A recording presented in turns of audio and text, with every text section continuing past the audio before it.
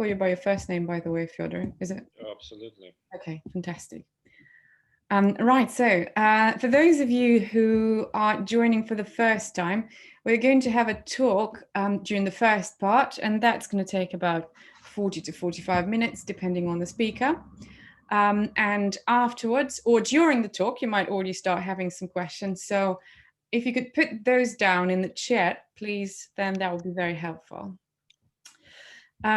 Right, so I'm going to start with the introduction.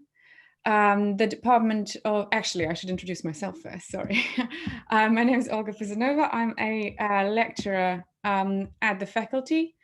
And we are happy today at the Department of International Relations and International Laboratory on World Order Studies and the New Regionalism to welcome Fyodor Lukyanov to join our joint session of Eurasian Online Seminar and China Seminar. The topic of Fyodor's talk today is Russia-EU, how we learn to stop worrying and love the split. Fyodor Lukyanov is a world-renowned expert on Russian foreign policy and a famous journalist. Doesn't need an introduction really, but I'm still going to proceed with it. He holds a degree in German Linguistics from Lomonosov Moscow State University, Faculty of Philology. That is from 1991, very serious. He also currently serves as research professor at High School of Economics in Moscow and editor of Russia in Global Affairs. That is one of Russia's most influential art journals. The aim of the journal is to provide a platform for Russian as well as international experts and politicians for discussing challenges facing the world nowadays. Mr. Lukyanov is also a research director at the Valdai International Discussion Club, a Russian think tank where President Putin often speaks as well, and chairman of the Presidium of the Council for Foreign and Defense Policy. That is an influential Russian non-governmental public association. He's also a member of the Russian International Affairs Council. Mr. Lukyanov is a prolific writer as well. He's the author of numerous articles and book chapters on various aspects of international relations and Russia's foreign policy. He's also a frequent guest of various TV and radio shows. So we're very happy, very honored to welcome Fyodor today. The floor is yours, and myself and the participants are looking forward very much to what you have to say today. Thank you very much, Olga. Thank to all of those who joined this Friday. This is a real honor for me because I followed this seminar since early this year, and it was such a fantastic lineup of famous, renowned speakers, scholars from all over the world. US, Europe, China, actually all possible corners. So it's a big responsibility to speak here because I'm not a scholar myself, so I'm rather a commentator of current affairs, very active one, as Olga kindly mentioned, but still I'm trying rather to indicate trends rather than to deeply analyze. So I will try to give you a general picture of how I perceive development in relationship between Russia and the European Union, with a certain background how we arrived to the current stage. I think many of you recognized what I tried to play with the name. This is a reference to the famous movie by Stanley Kubrick from early 60s, how we stopped worrying and loved the bomb, about beginning of the nuclear era. What I will try to convey this time is to see how Russian perception of Europe, European idea and European Union changed, especially in last 20-25 years. and how we arrived to the situation when idea about split between Europe and Russia is not that frightening anymore as it used to be perceived in previous periods. Actually, relatively recently, it was still seen as a big trouble. Now, for good or for bad, but the perception has changed. So I think I will try to be rather brief in my expose. And I think since this issue is very much topical in today's political agenda, it will be worth to discuss with you and to have a more interactive debate. So to start with, I think many of our distinguished listeners and users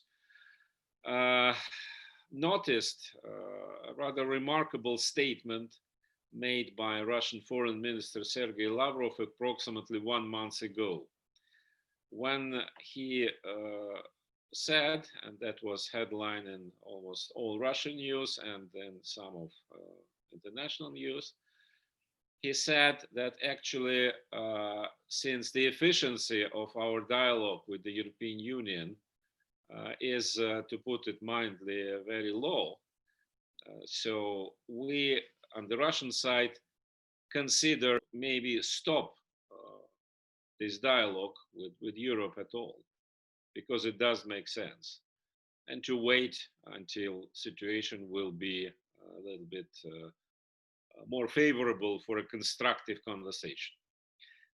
This statement was actually part of a longer conversation he had that time, but it made created a lot of responses, partially because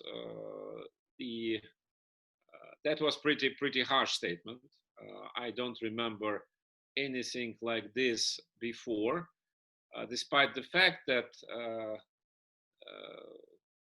statements and discussions about crisis between Russia and the European Union, conceptual crisis, systemic crisis, has been discussed both in the expert community and even on the political level since quite a while. But again, that was the first time when a Russian minister clearly stated that the dialogue can be stopped completely because of no sense of this dialogue.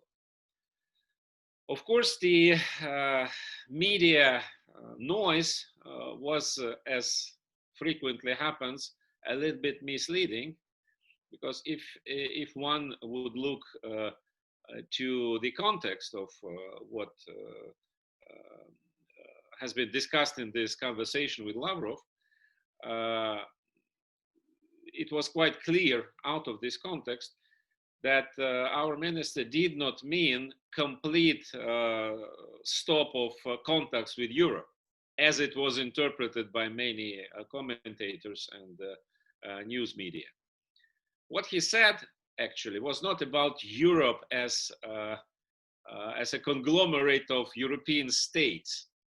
It was particularly referred to European Union as an institution. And he quite detailed explained that the dialogue with European Union has been effectively stopped after crisis in Ukraine started in 2014.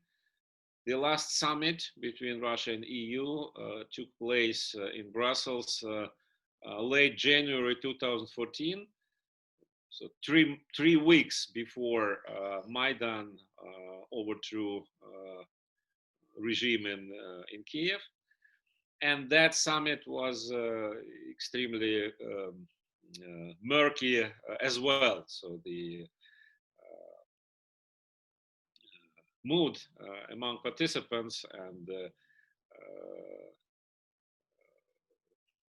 the way how Russian President Putin and President of the European Commission Barroso spoke to each other, that was no doubt that relationship were in a very bad shape. But still, what was interesting in that at least official part of that summit, and you can see it if you look at the transcript of the press conference held after that meeting. And the meeting was very short. I think they spoke less than 2 hours because actually the contents was very, very limited already at that time.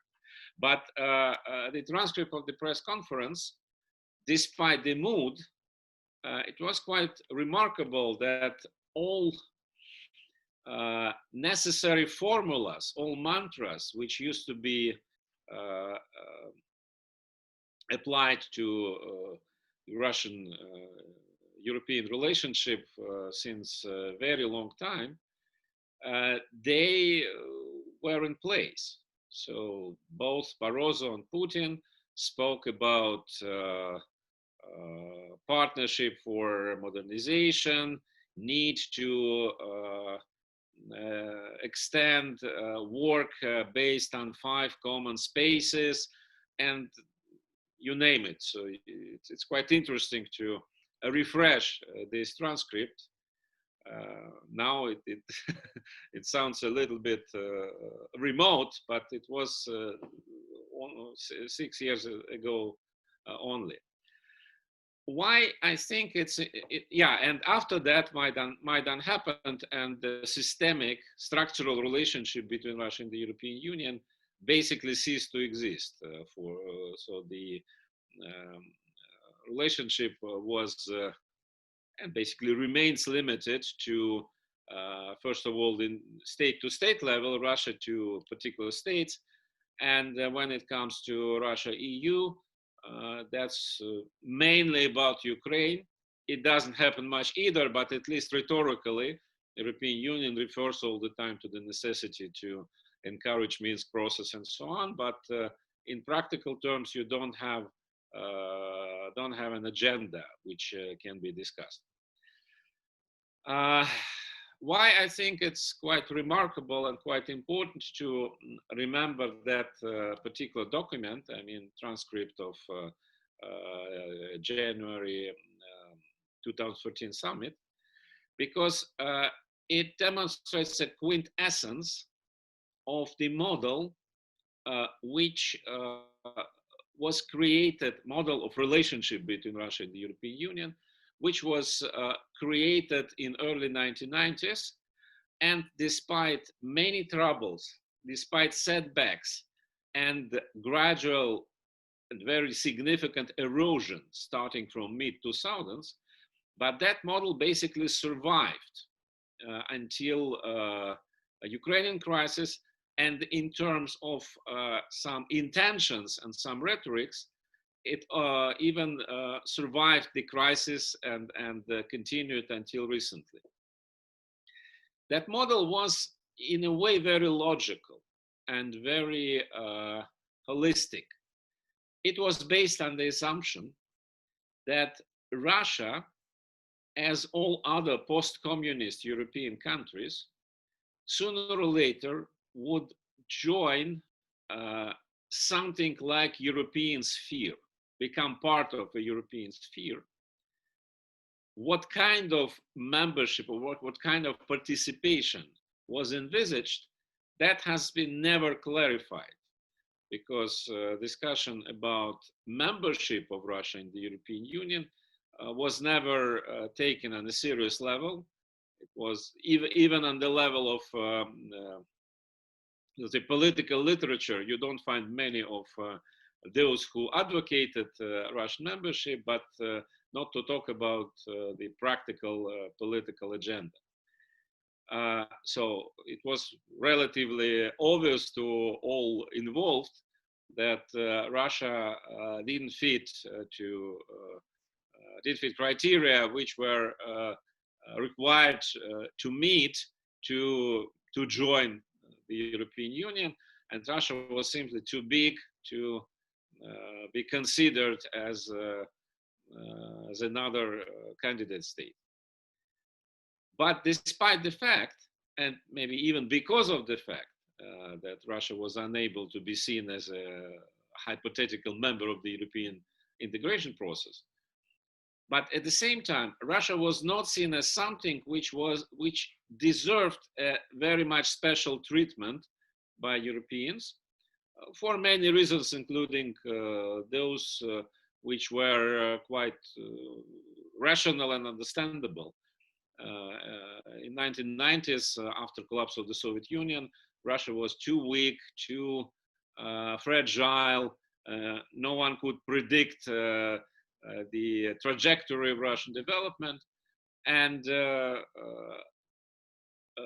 being contrasted to the European Union, which was on a fantastic rise after end of the Cold War, which was seen as not only extremely powerful player in European affairs, not just powerful, but maybe the only one, the only real one, but also was seen by many as something like a prototype for the future international system, because this famous liberal world order, which is now being discussed in terms of crisis, the most vivid and maybe ideal embodiment of this world order, practical embodiment of this world order, was just European integration and the European Union as designed at the end of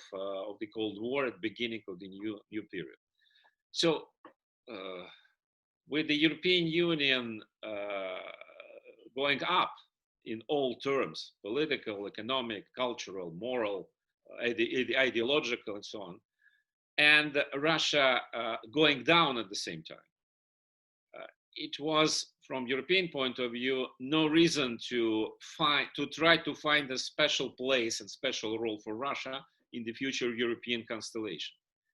While in Russia, despite the fact that we had at that time different views, of course, and quite a lively debate about relationship with the West and Europe, and I see on my screen many of distinguished participants. They can tell much more than myself about that period. But in general, Russia was so much consumed by severe and enormous, unprecedented domestic crisis, crisis which was absolutely comprehensive, starting from economy and ending with whatever, psychology, political system, culture, everything. And so in this situation, it was difficult to imagine, even for most of Russian policy planners and strategic thinkers, that Russia could aspire something very much different than what was offered by the European Union as the stronger partner. And what did the European Union offer? Something vague, like association with the European association with affiliation with the European integration, not membership, not so much right to say something, but the so to say, the right to change and to try to make Russia compatible and compatible with the European requirements, European criteria of how the modern contemporary state should look like. And that was basically the precondition for a relationship which started to develop in the beginning of 1990s.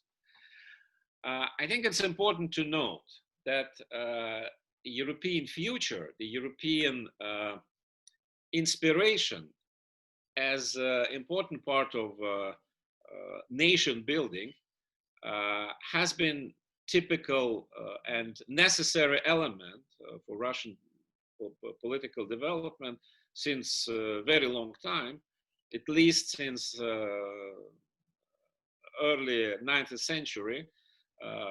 Russian intellectuals had a very intense discussion about a relationship with Europe, and Russia, how to say it, Russia tried to measure itself with the commitment to Europe, to what extent Russia is European or non-European. That was a very important part of intellectual discussion. Those who might be interested in this part, I would humbly recommend a report which was written 5 years ago by Alexei Miller, well-known historian, and myself, and you can find it on the website of Russian Global Affairs, just about the history of relationship between Russia and the European Union, I mean ideological relationship. So the culmination of the idea that Russia should be part of the European world on the basis of its culture and history came at the end of the Soviet time, and that was a period of perestroika and new political thinking, when then time Russian Secretary General and then President Mikhail Gorbachev started to change the whole ideological pattern in order to get rid of the burden which Soviet Union, the burden of the Cold War, which Soviet Union was not able to bear anymore. And that was a very important moment, important for today's discussion as well, because for the first time, the idea about European Russia, idea which, I repeat it again, which was part of intellectual debate since very, very long time in our society. But at the period of perestroika, this idea was transformed into a political philosophy, which assumed that Russia might become part of a big Europe built on principles of mutual recognition and peaceful coexistence, not in the form of the Cold War, but in the form of exchange and absence of ideological and military confrontation. Whether this idea was viable or not, whether it was utopian or implementable, that's another discussion, which may be worth to have, but not here. What is important, and that brings us to the previous point about 1990s. However wishful this idea was, but Mikhail Gorbachev was president of the Soviet Union, of one of two then existing superpowers. And for Gorbachev, as for the whole Soviet leadership, it was, of course, impossible to imagine that Soviet Union, as part of this new European something, new European body, new European space, would take norms, rules, and principles from the other side. Because the idea of then time leaders, Soviet leaders, those followers of perestroika and new political thinking, was that Russia, or Soviet Union at that time, and the European community, the West, whoever, will work together to build up something new, a new political entity, new political environment, where Russia, Soviet, all participants will be equal members, equal co-architects, co-authors of this new institution. Soviet Union collapsed, and the idea of equality simply disappeared. Again, coming back to what I said earlier, in the stage in which Russia was after 91, that was very difficult to imagine that somebody would discuss the equal partnership where Russian Federation of 1990s would be would have same rights in building of this common European home, together with the European Union, which was unprecedentedly strong and on a trajectory of permanent rise. So why I believe it's important to focus just on that period, because what Lavrov said 3-4 weeks ago, for me, it's the conceptual end of the model which was launched at that time, which was launched in early 1990s.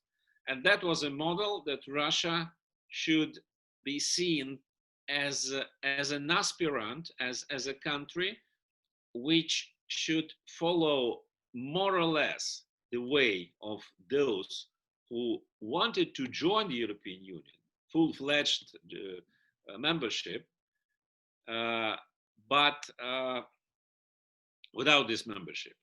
And if you, I think many of you remember the famous phrase by a former president of European Commission, the fellow Italian Romano Prodi, who formulated that in a brilliant way I think it was 2002 or 2003. He said that we, in a positive sense, he said that we are ready to go as deep, to go so deep in integration with Russia, we are ready to share with Russia everything but institutions. And ironically, at that time, I think many of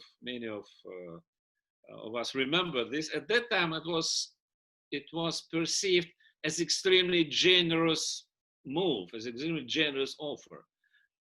While if you think, it was exactly what I described earlier. So you should join, you should share our obligations and commitments without having right to say, without membership in institutions, because the European integration is about institutions. It's not about anything else. So anyway, the political and diplomatic development in 1990s was very fruitful, and operating in this logic, which I tried to describe above, Russia achieved quite a lot. So 1994, that was the famous Partnership and Cooperation Agreement, signed the agreement, which, by the way, is still the only still existing framework for a relationship between Russia and the EU. And 1997, it was ratified by both sides. So since that, we lived in this framework of quasi-integration, when Russia expected to become part of something common, something all European, based more or less on European rules and European principles, but without capacity and possibility to influence those rules and principles. Again, for countries which wanted to join the European Union, the whole Central and Eastern Europe, it was absolutely logical to follow the framework imposed or offered by Brussels and the European institutions because they wanted to join. And if you want to join the club, of course, you should stick to two rules which this club has developed. In Russian case, it was embedded paradox that Russia didn't want to join, and Russia was never considered as a potential candidate to join, while expectations how Russia should behave were basically based on the idea that Russia should stick to all those norms and commitments. For quite a long time, at least until mid 2000s, Russia tried to follow this path, and that was not just the period of President Yeltsin, which in the West is seen as the most, so to say, pro-European period of Russian policy. It was especially clear during the first term of President Putin, because he behaved like a very fellow European and tried to do very much to actually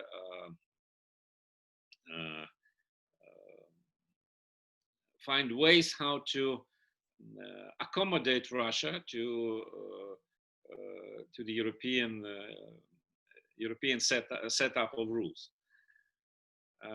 Of course, situation changed, and Russia, say 1995, Russia 2005, Russia 2015, those were very different countries, different situation, different capacities, different ambitions. But still, despite all this, and despite the growing irritation and growing mutual rejection, which started pretty early, which started maybe 2003, 2004, when the United States actively started to pursue the idea of democracy promotion, while European Union in some cases tried to avoid this, in other cases supported, and the general relationship between Russia and the West started to deteriorate. But still, despite the fact the both bureaucratic machine and the political machine kept going to the direction which was envisaged in 1990s. Much happened later. Iraq, Georgia 1, Georgia 2, I mean, revolution, and then war 2008, Ukraine 1, Ukraine 2, 2004, 2014. Many other things, changes inside the European Union, changes inside Russia. At the end of the day, we arrived to the rather absurd situation, as I think we have now, when a common agenda between Russia and the European Union does not exist. Particular cases which actually have nothing to do with the big interest of both parts. I mean, for example, the recent story with Alexei Navalny, whatever happened to him, but that has very little to do with the long-term interest of relationship between Russia and the European Union. So, but all this basically replaced anything else. So between Russia and the European Union as a big institution, we still have a relationship with many European countries. Some of them are pretty good, some of them are worse, but they cannot be substitute for a relationship with the European Union due to the fact that those countries' capacity to pursue their own policies, foreign policies are, of course, limited by their membership in the European Union. So this is something like a vicious circle, and all expectations on the Russian side that those so-called, so to say, positively installed countries, positively inclined countries would influence European Union towards improvement of relationship with Russia. Those expectations failed completely, because we see that even for those countries, relationship inside the Union, their setup of their commitments, is more important than the relationship with Russia, which means that in cases when they should choose between, so to say, solidarity with other member states and relationship with Moscow, they obviously choose member states and European agenda. So I would guess that this statement by Sergei Lavrov, which I quoted at the beginning, was actually the formal line drawn under this idea about Russian integration with Europe, which is rooted in the period of early 1990s. Of course, it does not mean, and I think Lavrov explained it later on a couple of times, it does not mean that Russia is ready, able, willing to stop, to cut relationship with European countries or Europe as a cultural, historical, economic, anything phenomenon. But the uniqueness of the period which we just have behind us was that the idea of Russian European destiny, of Russian European dream and aspiration, which again was part of Russian political debate and political identity since many decades, if not centuries. That idea was connected to the very practical political decision which were expected from the Russian side, because European idea was turned from an idea into political structure, the European Union. And the European Union proclaimed itself and positioned itself as the embodiment of this European idea, as the culmination of intellectual and political development in Europe since I don't know what time, since Enlightenment or even earlier. And that failed, predictably, because Russian European identity is, so to say, the one thing and one part of Russian general political identity. But to become part of a political institution based on European rules without European rules which never took into account Russian, so to say, specificity, that was something completely different, because that was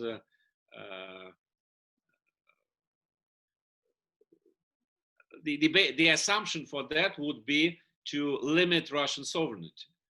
And here we arrive to another very big issue, to what extent, first, to what extent Russian political culture is adapted to the idea that sovereignty can be limited, first, and secondly, whether the idea of shared and limited sovereignty, which was seen as a natural way forward in the 21st century, whether this idea is still alive, or we probably are back to more clearly identified sovereignties of any states, including those who proclaimed the opposite quite recently.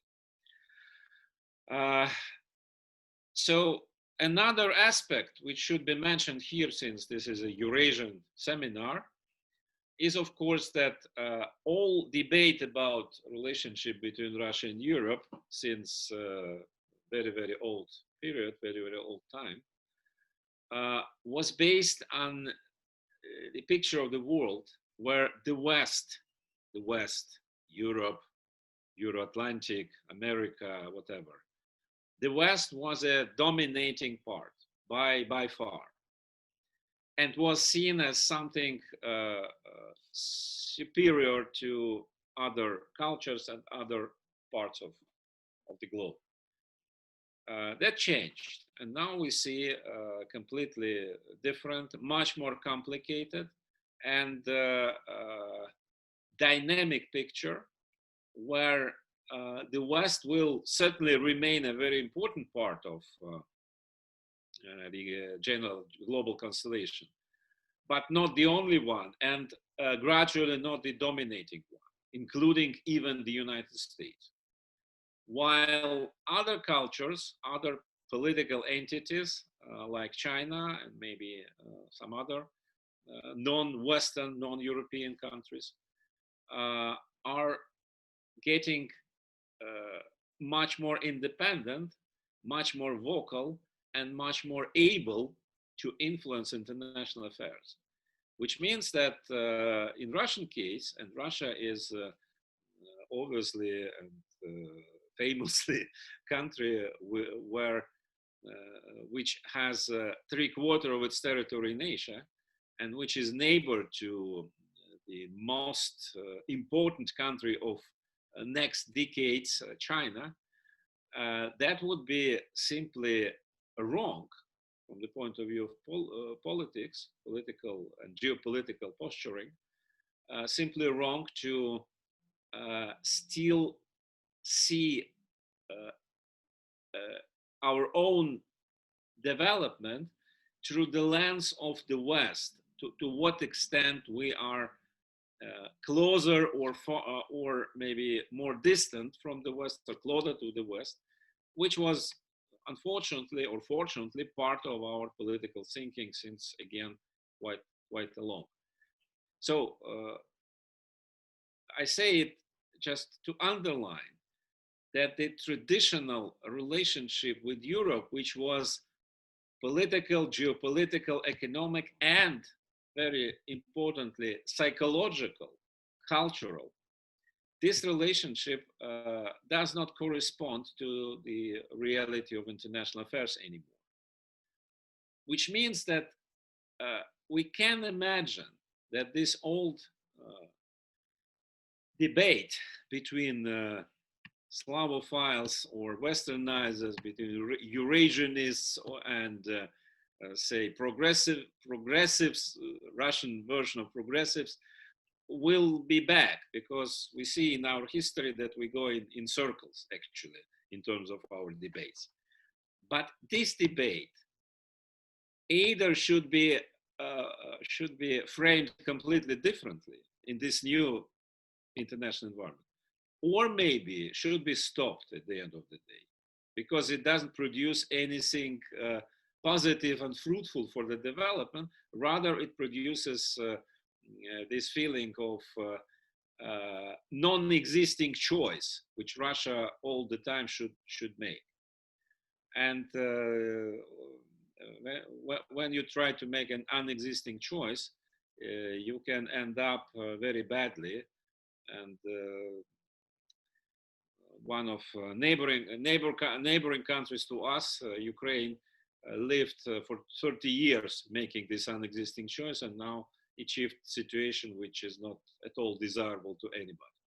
So to conclude, I would say that most likely we are not in the end of this intellectual spiral in Russia, which is actually very interesting and extremely exciting in terms of analysis and to follow all arguments and colors of this discussion.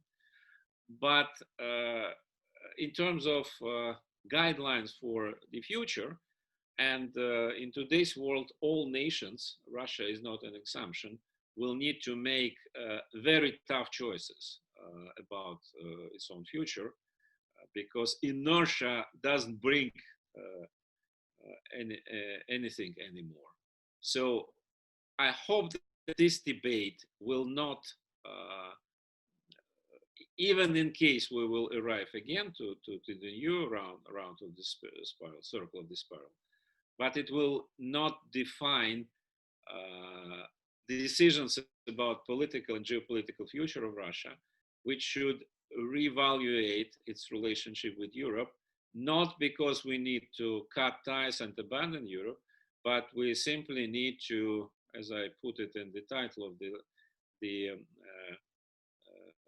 this meeting, we should start to love this split and understand that split is not necessarily bad when it means that we just start to think about ourselves and then try to refer us to somebody outside.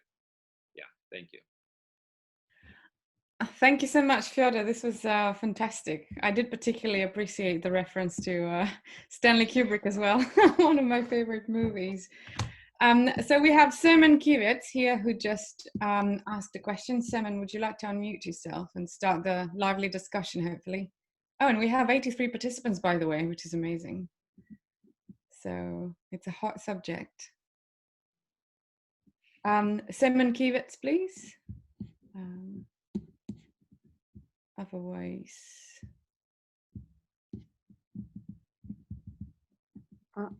I'm trying to turn this on, but right. possibly he doesn't reply. Okay, well, Artem Baryshev then, please, the last question. So if you could unmute yourself and ask that one then. Boy, oh boy. Actually, while we are unmuting everybody, I had a really burning question myself, if I'm allowed to abuse my power as the moderator here. So do you think that Brexit and the situation around the UK currently poses any threats in the context that you mentioned, Fyodor? No, I don't think so. I don't think that Brexit has any relations to Russia and Russia-EU. It is, of course, another sign for those in Russia who are skeptical about the future of the European Union, another sign that the European idea as presented after the Cold War will not remain that brilliant as many people expected, and but Britain will supposedly play a more independent role because of that, right? So okay, yeah.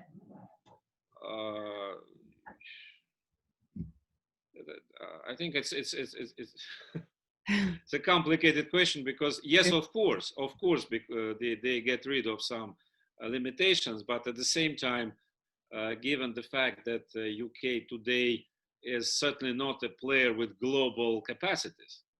So frankly, I don't see how the UK can be a global and can play a global role and be independent player, for example, in relationship with Russia, while rather I would expect UK to drift closer to the United States, which would be very logical.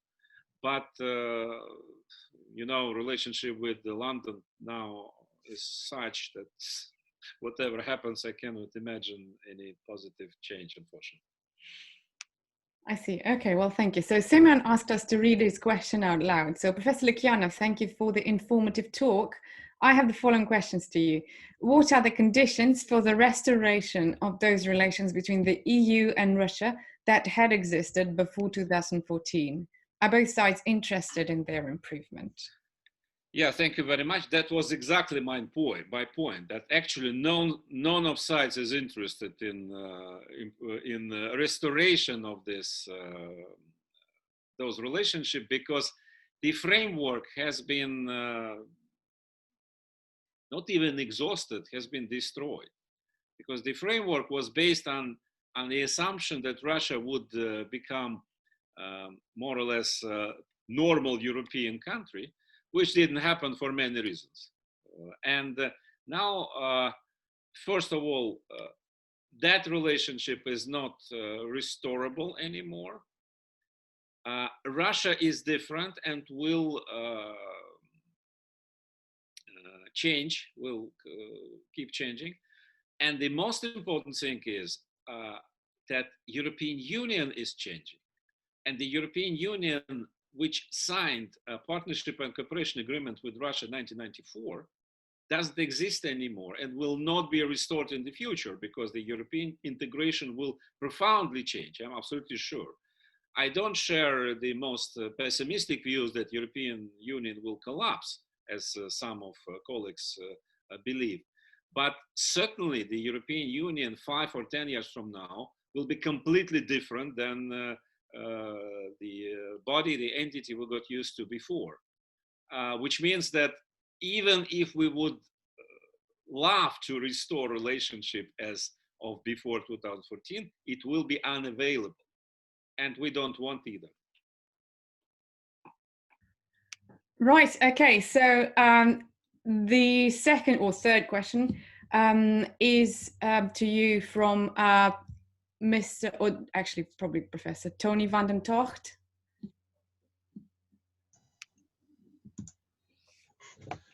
Yes, not a professor yet. Doctor. Apologies, I wasn't sure. But yes, well, thanks a lot for your very interesting talk. What I was wondering about is where does it take us in the relations, also between EU and Russia, but first and foremost, how do you see present-day Russia, considering debates going on about, well, taking a kind of pause, being more, well, neo-isolationist, as it's sometimes framed, trusting its own resources and taking a step back and both, let's say, on the European side and maybe also in the relations with China. Because, well, there the risk of developments is that Russia would become a junior partner of China. I don't think Russia would really like that to happen. So how would you position Russia, not only in this broader debate, but also in its practical policies for the coming years?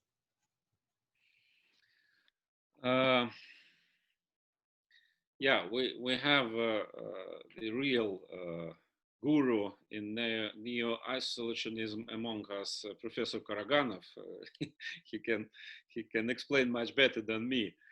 I don't believe in real isolationism in today's world because the connectivity will not be eliminated. It's impossible. What I think will happen, and we see it everywhere, Russia is part of this trend, exactly what you said, that countries start to think more and more locally, more nationally, because everybody has so many problems, so deep problems, that those domestic agendas overwhelm all the rest.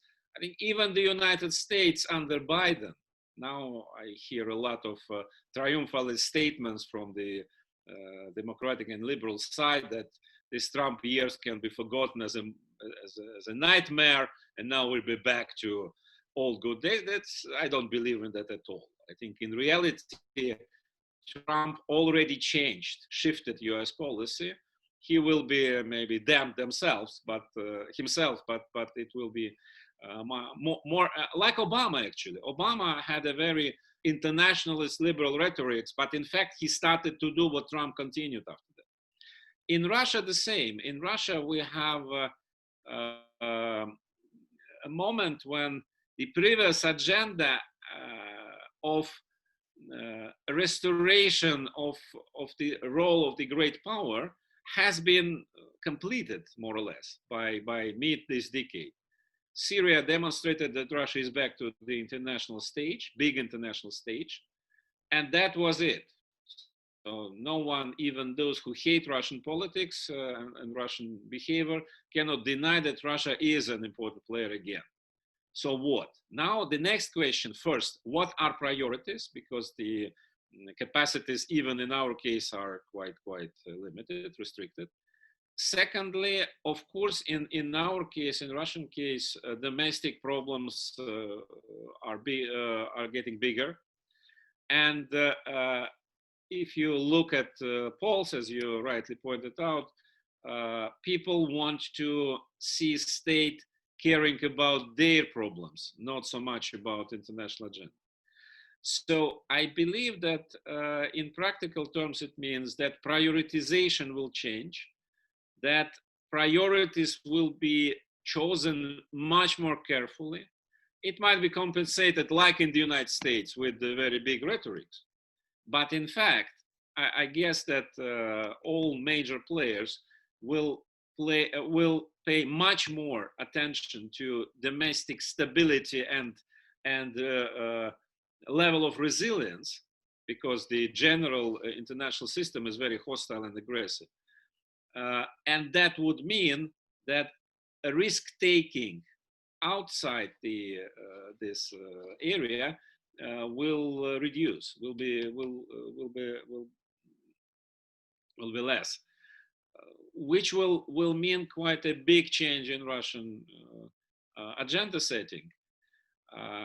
Of course, it coincides with the very important domestic transformations here, which just changed, but this is another issue. Right, thank you so much. I believe Professor Karaganov had a comment or a question as well.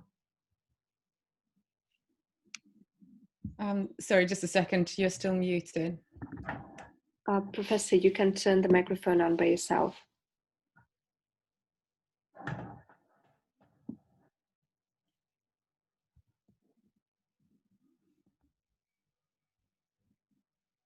Professor Lukyanov, I was absolutely delighted to hear your presentation, because it was, as I had been speaking for about 25 years. And you were better than I. I mean, more eloquent. And the question is now, do we want to return or to come back to what we call European civilization? For about 300 plus years, maybe a bit more, since Sofia, we were striving to get closer, because we believe that European civilization was more developed, morally good. But now, the problem is much more profound than the relations between the European Union and Russia. Of course, I mean, any Russian would love to be friendly with Italy, some Russians with Germany, fewer with Sweden like you, but nevertheless. But then, I mean, we have a profound chasm. Tony was telling us about the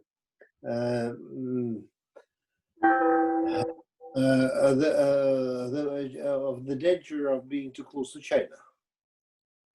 But what is about the danger about too close with a quickly degrading civilization?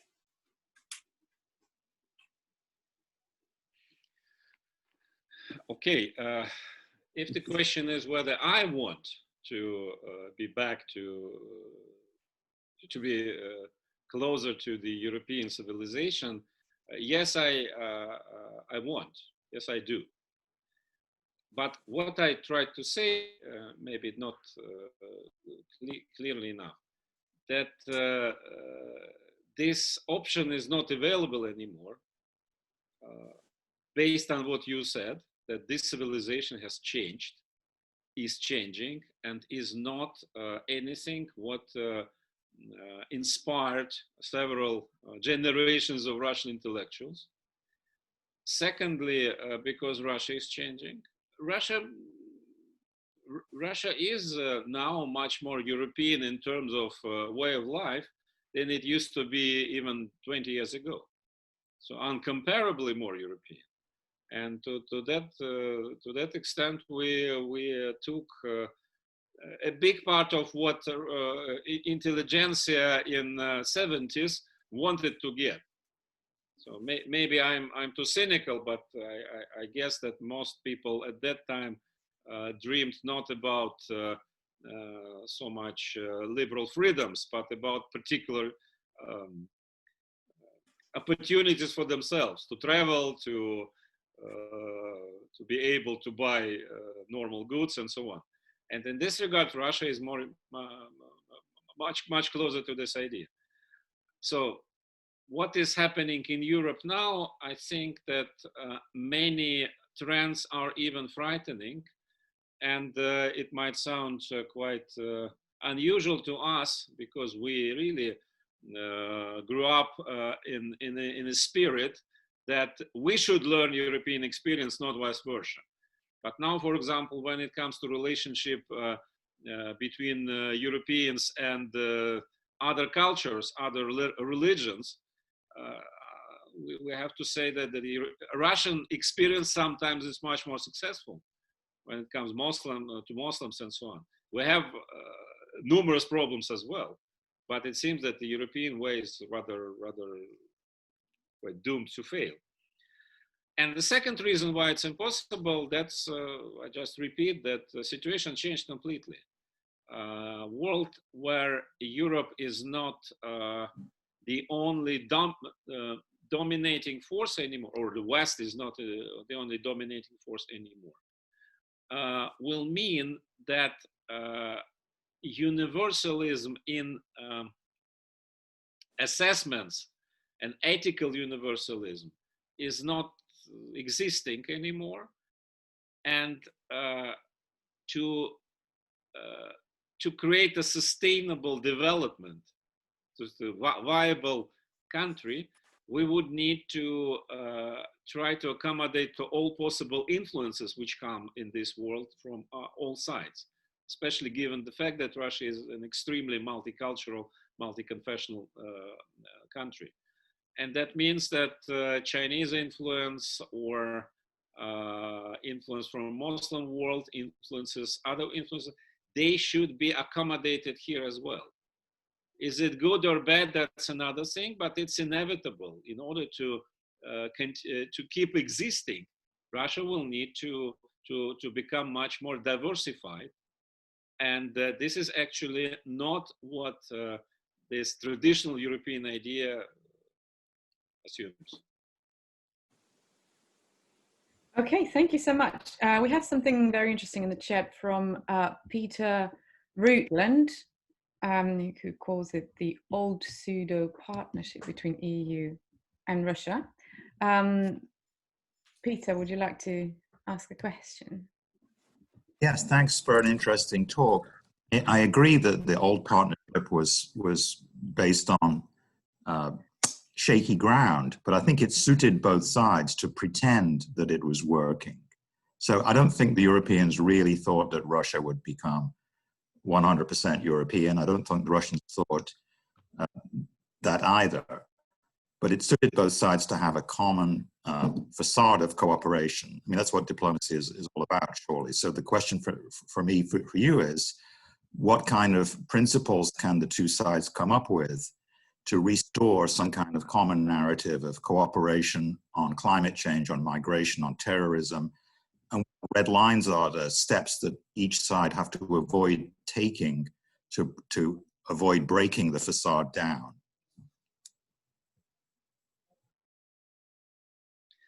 I absolutely agree with you that it was pretending which suited both sides, absolutely.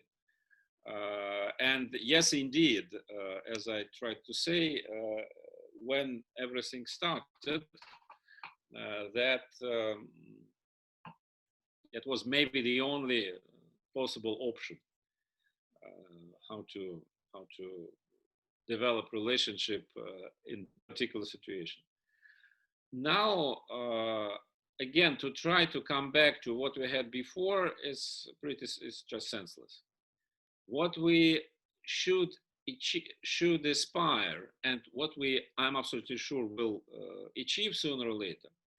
This is a very normal relationship between Russia and Europe, be it Europe as an entity, however it will look like in years to come, or in particular European nations, different European nations.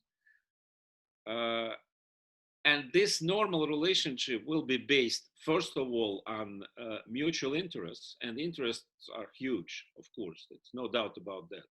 It will be based on cultural relationship and cultural common heritage, which is there and will not change, and will be based on cooperation in particular areas where interests coincide, or maybe not coincide, but should be harmonized.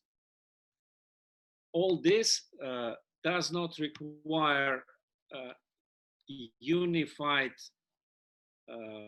framework. It should be based on common sense and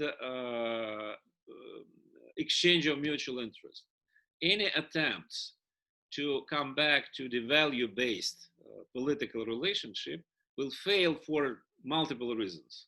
Not only because this value assessment can be different in Russia and Europe, but even inside the European Union, I think that this uniformity will not last forever.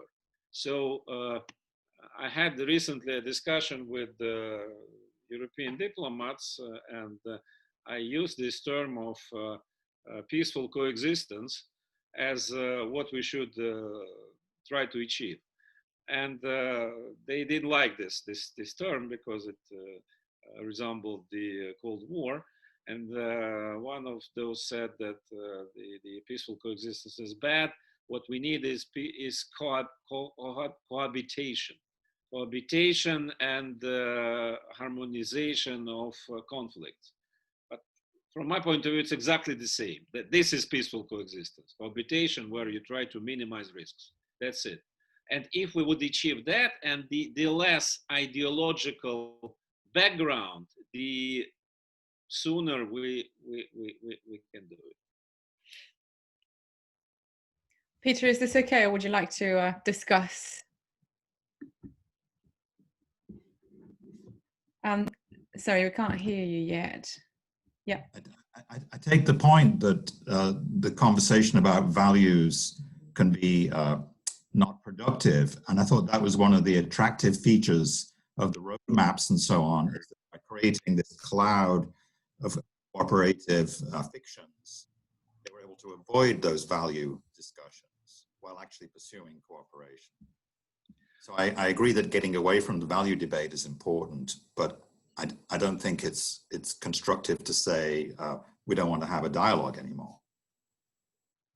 Again, it's if you mean what Lavrov said, he basically said that the current dialogue, where this value component is embedded, is actually a core of this dialogue on the European side, and Russia thinks differently, and Russia rejects it completely. And this kind of dialogue is really senseless. Not the dialogue, not any dialogue, but this particular dialogue. Thank you so much. Sabine Fischer, then, please. Also had a question, I believe. Yeah, thank you very much, Olga, and thank you, Fyodor, for sharing your thoughts. Can you hear me? Yeah. Yeah. Okay. Very good. You already partly answered my question just now, because I was going to ask about the future of EU-Russia relations as well. And I mean, as you know, the EU-Russia Expert Network on Foreign Policy just published a report on EU-Russia relations in 2030, where we try to, or where we develop scenarios about how these relations could evolve over the coming decade. And I saw you at our meeting yesterday, which I was very happy about.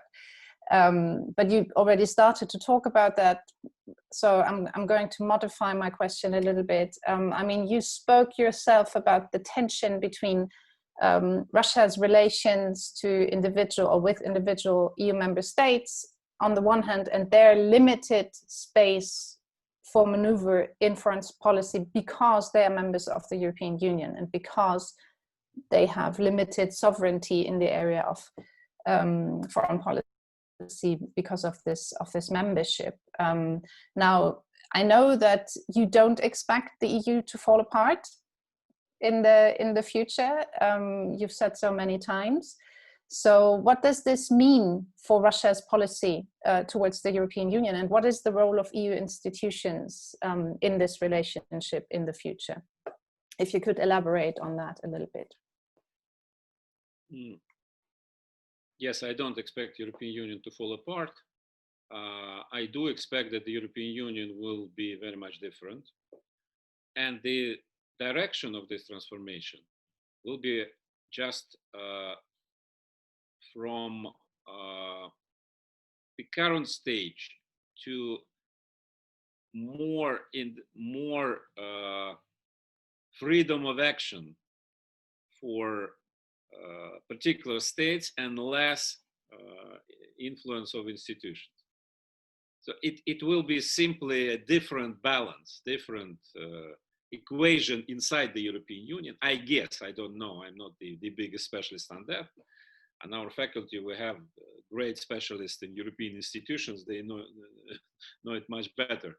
But I believe that the current trend, the general trend, and the European trend as well, is towards more independent, more ability of any state to use all opportunities they can use, and to be less limited by membership in any alliances or blocs or obligations and so on. For a relationship between Russia and EU/European states, that would mean that the space for the space for opportunities will grow. Not significantly, maybe not just overnight, but it will grow. And I hope that both sides will, the more it grows, the more both sides will use it. It's a process. It's like development of a new model under circumstances when both sides are dynamic and changing themselves as well. But I don't expect any quick and clear solutions.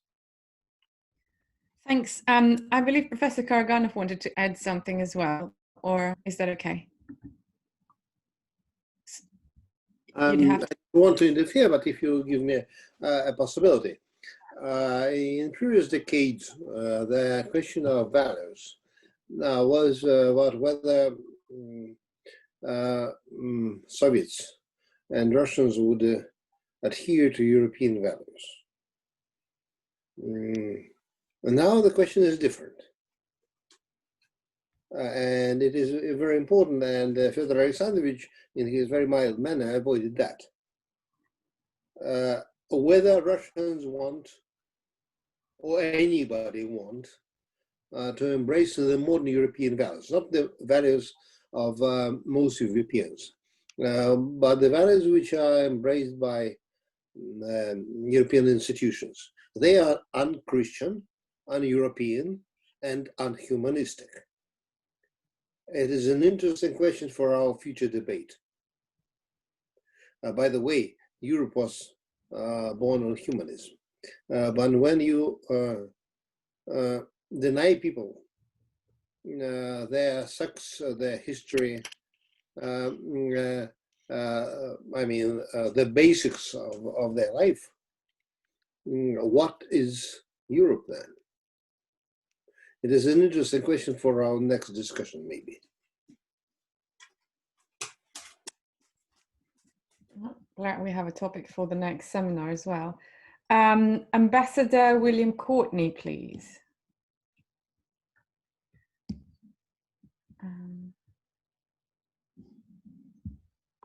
Sorry, yeah.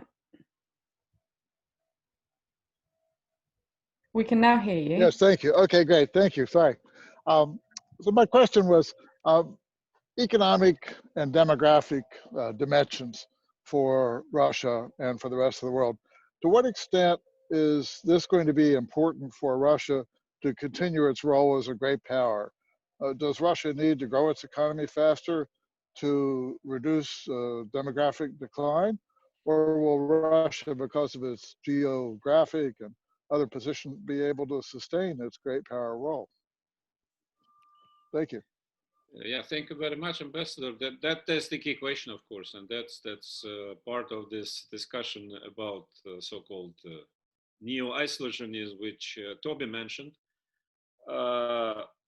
Absolutely, no doubt that the main, most important, the crucial challenge for Russia is how to speed up development, economic development, how to create dynamism in domestic life, economic life, political life, social life, everything. And that's why I hope that Russian leadership will focus on that in years to come, not on grand strategy with possibly several unnecessary and redundant issues. But yes, to start with this, I think that we can see signs of change of priorities in Russian political decision making.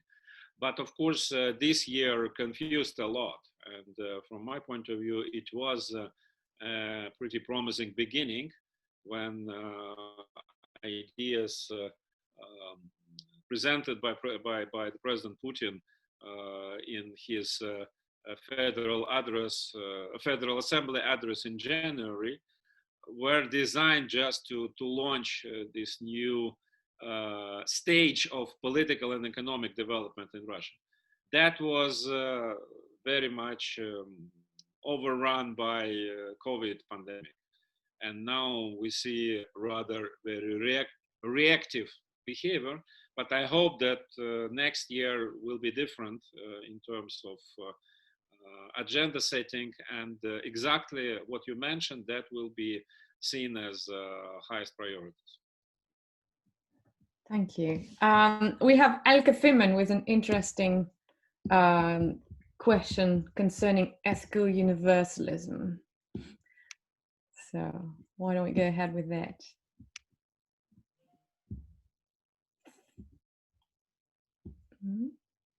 Are we unmuting him? Yes, it should work. Yeah. Well, if it doesn't, then I'm going to read it out loud. So Elke Fimmen asks, you spoke about ethical universalism. Given the great challenges of today, COVID, economic depression, hunger catastrophe, threat of nuclear war by accident, these are the topics of mankind. So there's no contradiction between values and practical solutions to these huge problems. This can be obviously only solved by international cooperation in goodwill, spirit, and principle of benevolence. President Putin proposed an urgent meeting of the P5 nation leaders to start this urgent process of deliberation to solve problems of civilization. I suppose the question is on how to solve the problems of civilization that we are facing at the moment. Fyodor, we would all be very keen to find out. Yeah. You know, I'm afraid with all my huge respect to President Putin, his idea was not about to start process of deliberation to solve problems of civilization. He was actually much more modest in his ambitions.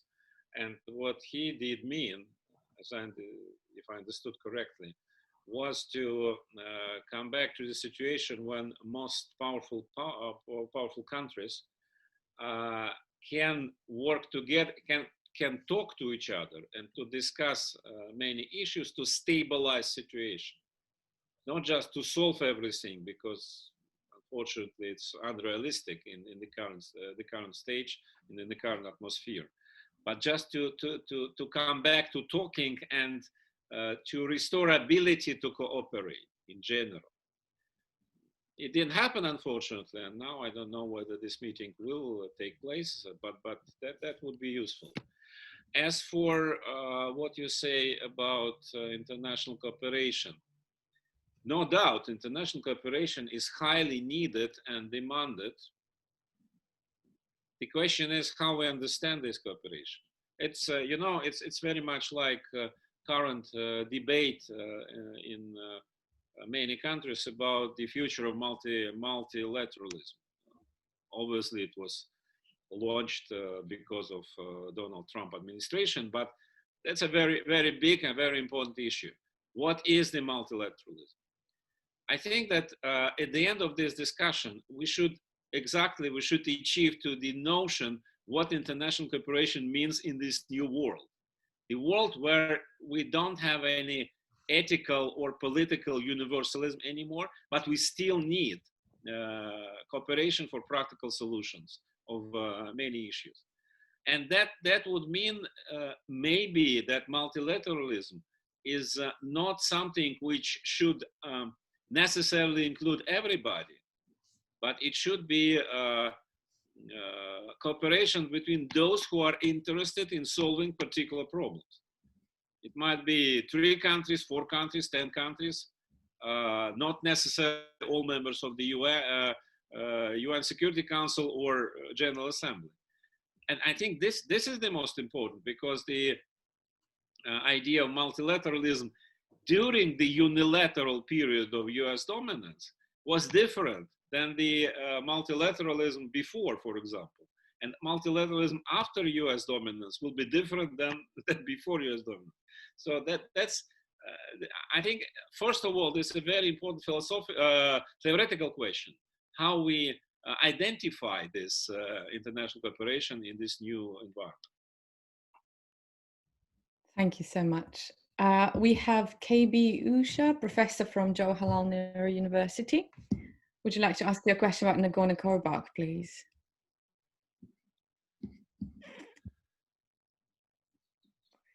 Right.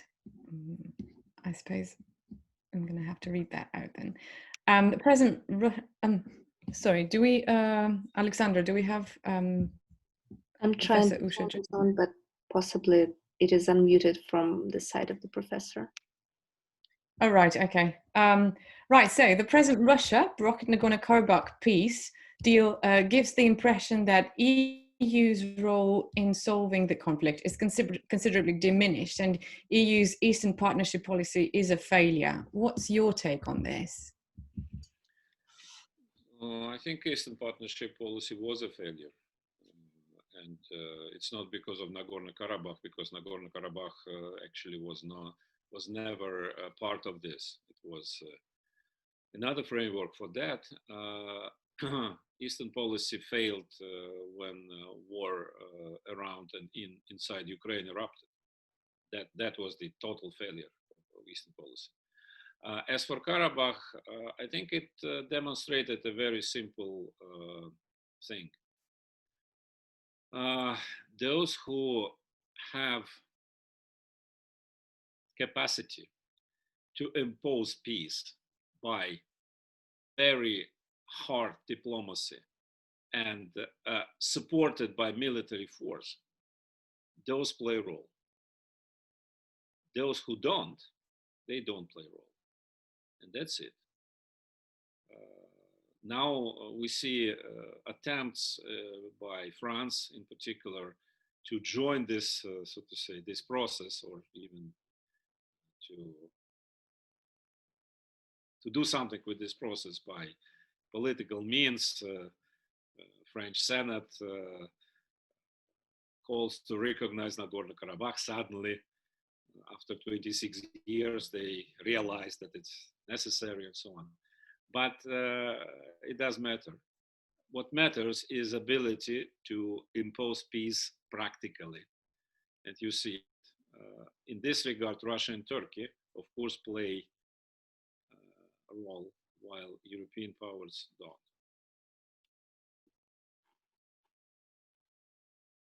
All right, thank you so much. Do you think we have time to go through one more question, maybe? Professor Lukyanov. Do you ask me? Yes, of course. Yes. Okay, great. We have something from Alina Arnautova.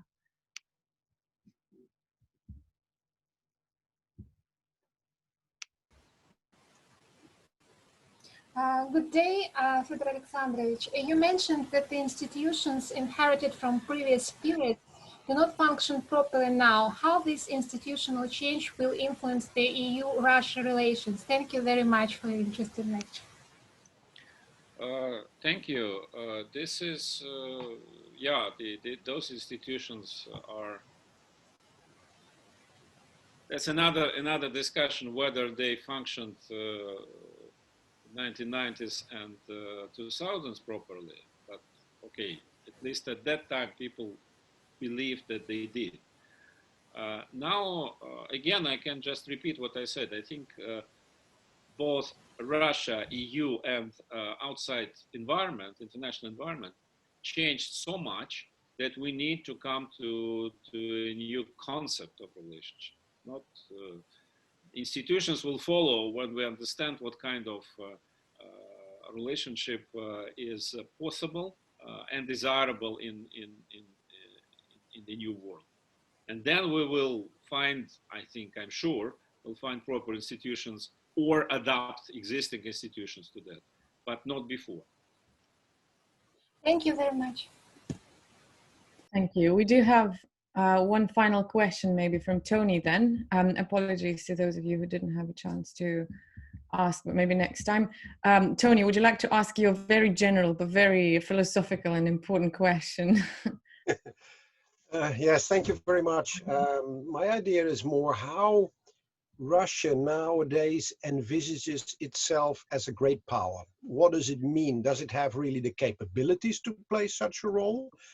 And which responsibilities does such a status carry with it in working for a more, not purely Russian nationalistic good, but also for the common good? So what does this status imply? Is it something you simply deserve to have, or does it carry with it special, well, responsibilities? How do you see this role? Yes, I think psychology of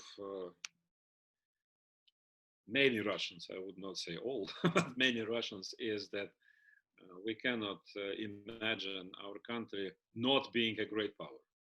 It's historically rooted, and you can assess it in a different way, but it's fact of life. I think that new understanding of great powerness would mean more than before, would include the element of decent and safe life inside the country. It was not so much the case in the previous understanding of great powerness in Russia. Previous great powerness was almost entirely seen as something geopolitical. Now I guess that it will increase, this part will increase. And in terms of geopolitics, Russia, as I said in answering your first question, Russia is starting to sort out priorities and capacities, and also see for opportunities. But previously, until recently, the idea was that we should take any opportunities and try to use any opportunity. Now I would say next stage will be some opportunities should be necessarily taken, some of them may be ignored because we don't need it, despite the fact that there is an opportunity.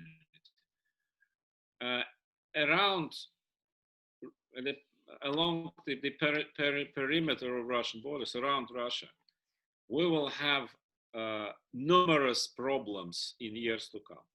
because those countries which emerged after collapse of the Soviet Union, they are entering extremely difficult stage of development when they should prove for themselves, first of all, that they are sustainable statehoods. And you see that different situations emerge in different places, but those are parts of the same process of this big transformation, partially connected to generation shift. This is new generation of leaders coming. Not necessarily all those leaders are more capable than their predecessors. We see it in several cases. And coming back to Russia, I think for Russia it will be a great challenge, because whatever happened in those 30 years, we are closely connected to those states, and the problems there will have inevitable spillover on Russia. Almost all those states are still that connected that their problems are important for us. At the same time, I see, be it Belarus, be it Karabakh, be it some other developments in neighboring countries, I see signs of changing psychology, because to put it generally, until recently we had idea that this area, the former Soviet Union, is part of Russian sphere of Russian interest, and that should be kept under Russian supervision, whatever happens. And that was, so to say, continuation of that imperial consciousness. Now, I guess that that will be slightly amended, and not every territory and not every development might be seen as something which is inevitably interesting and important for Russia. It's just the beginning, but I think that it is inevitable next stage for this post-imperial transformation, that former metropoly, former empire starts to deeply think what is essential, what is less essential for it. I think on this note, we're gonna have to interrupt this, I'm afraid, but thank you all for participating. This is fantastic, very philosophical, deep, hopefully helpful for many of you. Thank you so much, Fyodor, for your... Thank you very much for this. For the great talk. Yeah, it was fantastic. I'm glad we got so many responses and so many questions. I wish we could go on forever, but we've already stayed over time. So yeah, thank you very much, everyone. Cheers. Bye.